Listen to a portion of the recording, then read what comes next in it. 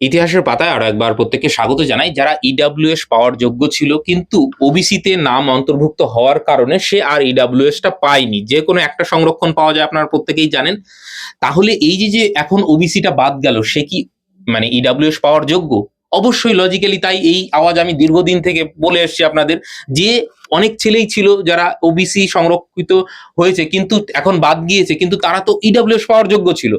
সেই রকমটা কিন্তু ইঙ্গিত পাওয়া যাচ্ছে, এইটা পাওয়া যেতে পারে, এবং এইটা কিন্তু ওয়েস্ট বেঙ্গল পুলিশ রিক্রুটমেন্ট বোর্ডের তরফ থেকে একটা নোটিশ থেকে মানে এইটা অনেকটাই পরিষ্কার হচ্ছে। এবং আমি কিছুক্ষণ আগে একটা ভিডিও দিয়েছি, সেইখানে একদম পরিষ্কার বলা রয়েছে EWS valid for the year 2023-4 or onward, অর্থাৎ 23-24 বর্ষের যদি কেউ ইডাব্লিউএস থেকে থাকে বা তার পরবর্তী সময়, তারা কিন্তু ক্যাটাগরি, কারণ ক্যাটাগরি আপডেট করতে দিয়েছে 66টা যারা ক্যাটাগরি ওবিসি, তারাই শুধুমাত্র ওবিসি পাবে, বাকিরা কিন্তু হয় এই ইডাব্লিউএস এ ঢুকতে হবে, নালে জেনারেল ক্যাটাগরি হিসাবে ট্রিট হবে। একদম পরিষ্কার হলো বিষয়টা। তো এইখানে কিন্তু এই ইডাব্লিউএস নিয়ে কিন্তু এই রকম বক্তব্য পাওয়া যাচ্ছে পুলিশ রিক্রুটমেন্ট বোর্ডের।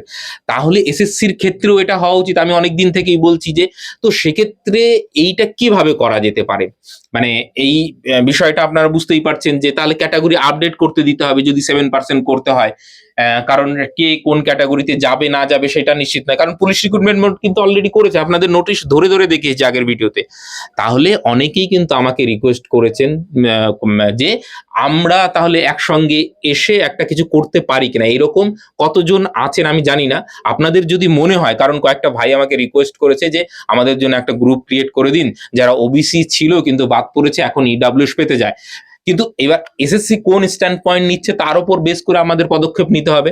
এবার একসঙ্গে আসলে ডেপুটেশন দেওয়া যেতে পারে, সেটা যদি মানে বলে না ওই যখন ফর্ম ফিল আপ হয়েছিল তার আগের লাগবে, তাহলে সেটা একটা ঝামেলার ব্যাপার।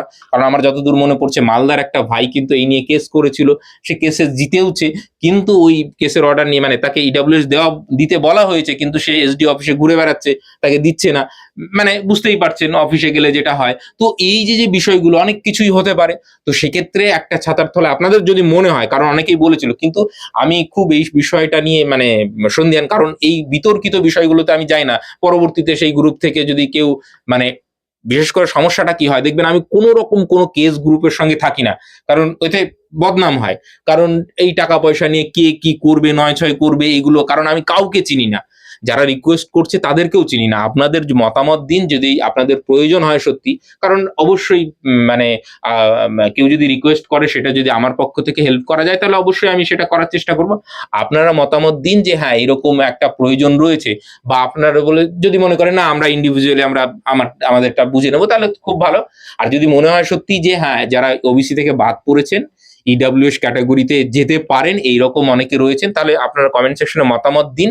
আমি নেক্সট ভিডিওতে তাহলে সেইটা নিয়ে যদি মনে হয় যে গ্রুপ ক্রিয়েট করে দেওয়ার প্রয়োজন রয়েছে, সেটা আপনারাই মতামত দেবেন, তার উপর বেস করে আমি সিদ্ধান্ত নেব।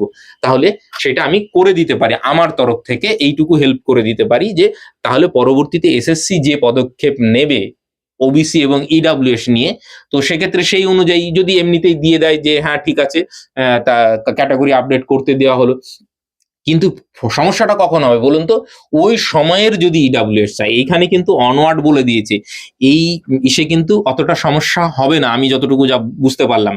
কিন্তু যদি একদম ওই মানে অ্যাপ্লিকেশন ডেট শেষ হওয়ার আগের ডেট অব্দি ওইটা তো ইডাব্লিউএস আপনি পাবেন না। তো এইটা কিন্তু একটু টেকনিক্যাল বিষয় রয়েছে। তো সেক্ষেত্রে এসএসসি কি সিদ্ধান্ত নেয় সেটার উপর ডিপেন্ড করছে, এবং আগে থেকেই, কারণ এইখানে দেখুন মানে 14 থেকে 18 মানে ওই 4 দিনের উইন্ডো দিয়েছে। তো ওই সময় তো তাড়াহুড়ো করে পারবেন না। তাহলে আপনাদের যদি মনে হয় তাহলে এক ছাতার তলে আসার প্রয়োজন রয়েছে, সেটা আমাকে জানান।